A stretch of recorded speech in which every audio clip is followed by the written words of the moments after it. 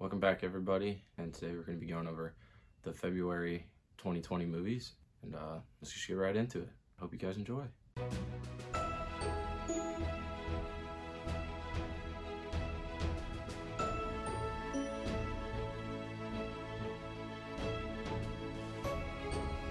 Today I'm going to be going over my 2 least favorite and 4 favorites from this month. I didn't really have 3 that I didn't like, so I decided I'd rather talk about another that I did like. Let's get started with the second worst.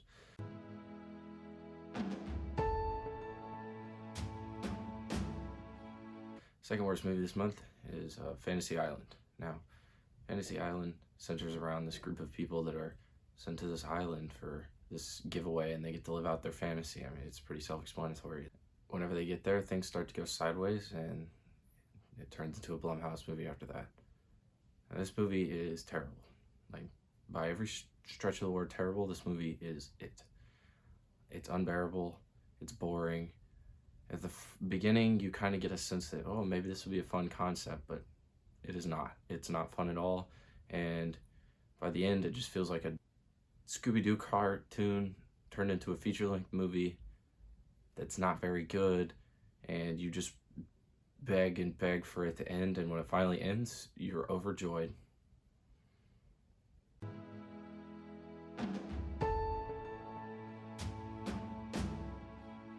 My least favorite movie this month is The Last Thing He Wanted. Now, this movie centers around a reporter who is trying to uncover some deep state secret stuff going on in Central America, and after her dad falls ill, she has to step in with an arms deal that her dad was carrying out. She starts to uncover some secrets as she goes along, and that's all I remember.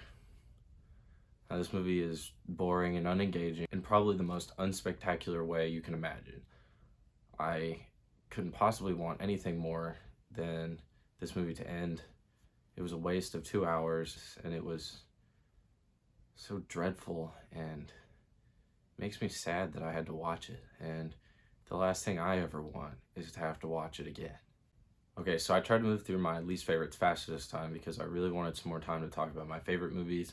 And the bad movies this month were, wow, these are awful. And then you forget about them the next day, and it's good because now I get to talk about my 4 favorite movies for the month.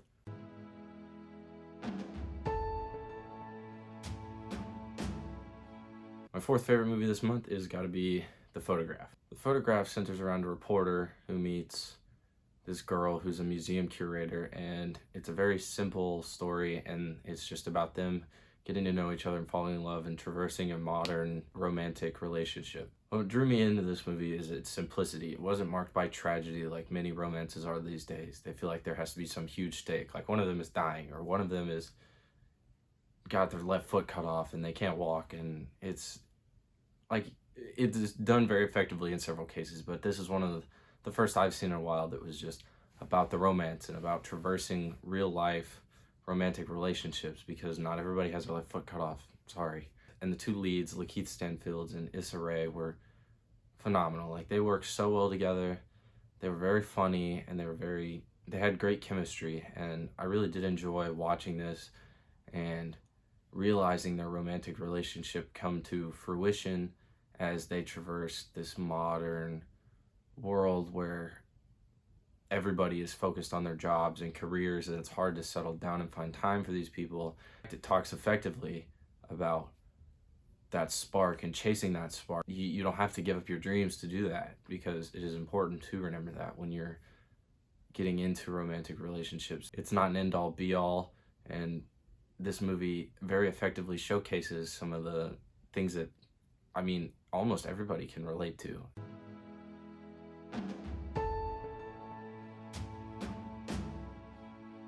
Alright, so my 3rd favorite movie this month was Buffalo. It was about this girl, ever since she's been a kid, just dreamed of making tons of money and wanting to get out of her hometown of Buffalo because she hates it, as I imagine anybody who lives in Buffalo will.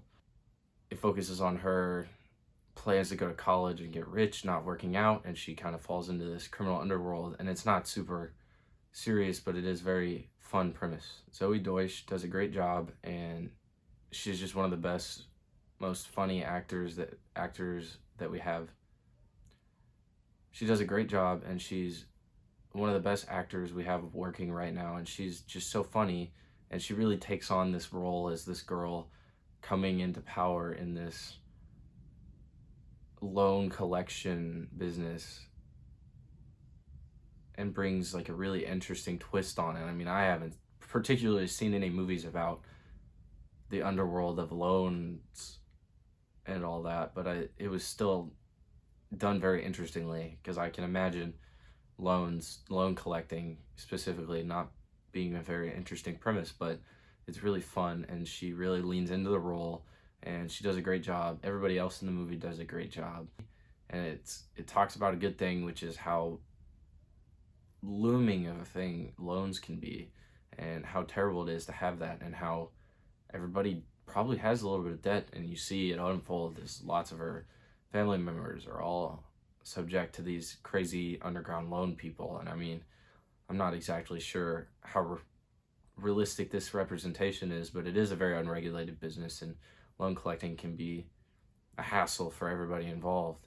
It just does a great job making this premise interesting, having an interesting message, but not making it so much like beating you over the head with the message, because nobody likes to be beat over the head with anything. So I really did enjoy this one, and you should check it out if you can.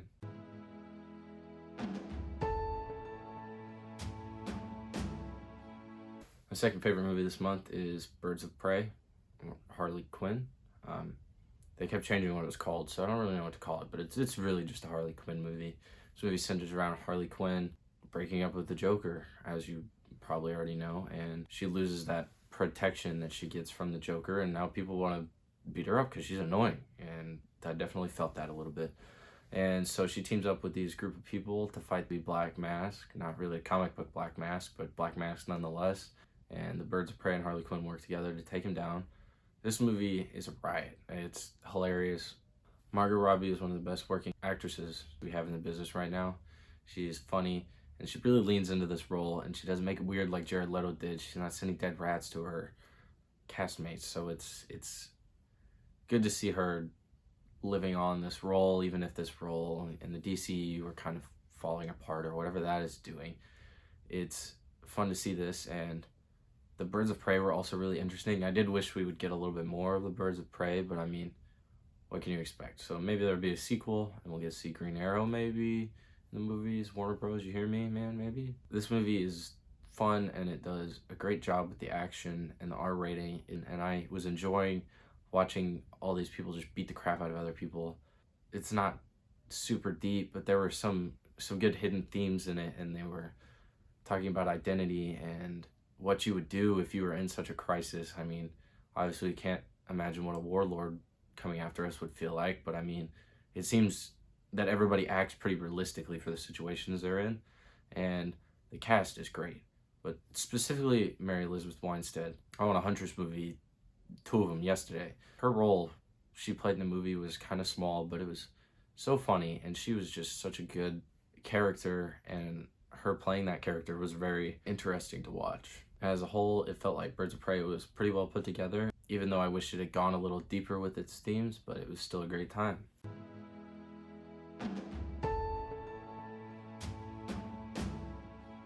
My favorite movie this month was Invisible Man. The Invisible Man centers around this 25, 30-something girl trying to escape from her crazy ex-boyfriend who's abusive, and he's extremely rich, and she's scared out of her mind when she escapes because she thinks that he's going to come get her. And when she finds out that he kills himself, she kind of breathes a sigh of relief, and she's in the will, and she doesn't really know why, but I mean, she's getting $5 million, and she's pretty dang excited about that.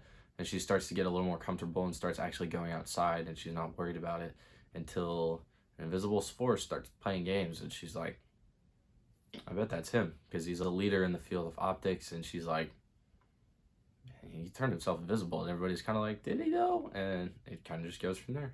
The Invisible Man is mainstream horror done probably at its finest.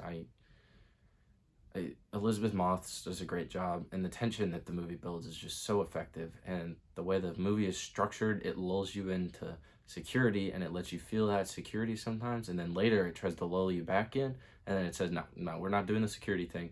It was just a prank. All the jump scares are well thought out and well done, and the actual psychological horror natures of it are very, very effective. Really did a good job of making you look at the corner of the room, and the camera direction was like, okay, but is he over there? Like, you don't know, but it pans these empty spots, and it makes you think that he's there even if he's not there. It doesn't really matter if he was there, but it's like, okay, well, he's probably here listening, or is he here?